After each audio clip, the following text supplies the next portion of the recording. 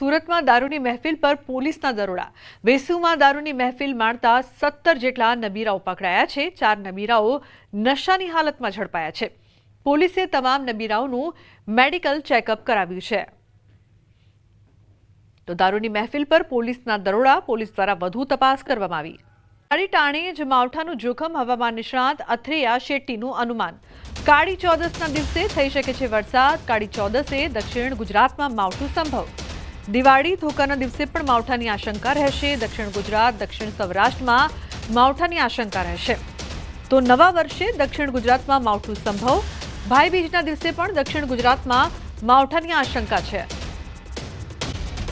સંકટ ઘેરાયું છે. અંબાલાલ પટેલે કરી છે મોટી આગાહી. ગુજરાતના વાતાવરણમાં આવશે પલટો. 19 ઓક્ટોબરથી સક્રિય થશે વાવાઝોડું.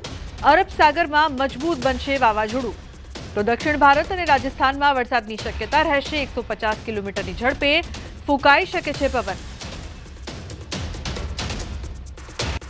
જ્યારે એ સિસ્ટમ અરબ સાગરમાં પ્રવેશ કરશે ત્યારે વધારે મજબૂત થશે અને અરબ સાગરમાં જે સાયક્લોન બનવાનું છે, તોફાન, એ મજબૂત બનવાની શક્યતા રહેશે.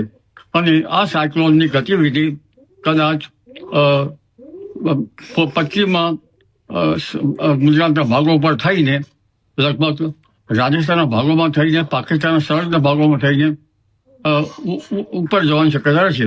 એટલે માસના અંતિમ સમયમાં વેસ્ટર્ન ડિસ્ટર્બન્સ, અરબ સાગરનો ભેજ તોફાનના કારણે અને બંગાળ સાગરમાં ભારે તોફાનના કારણે તેનો ભેજ આવશે. બંગાળ સાગરમાં તો લગભગ 150 કિલોમીટરથી વધારે બરાબરના પવનો ફૂંકાવાની શક્યતા રહેશે.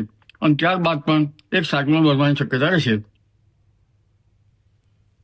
તો 24 ઓક્ટોબરથી વાતાવરણમાં પલટો આવશે.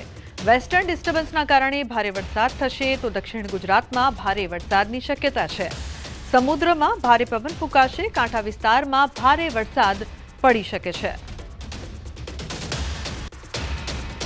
ઓક્ટોબર બાદ દક્ષિણ ગુજરાતના ભાગમાં ક્યાંક વરસાદ થવાની શક્યતા રહેશે. અને લગભગ નવા વર્ષની શરૂઆતમાં વાદળો આવવાની શક્યતા રહેશે. અને નવા વર્ષની શરૂઆતમાં વાદળો આવવાની શક્યતા રહેશે.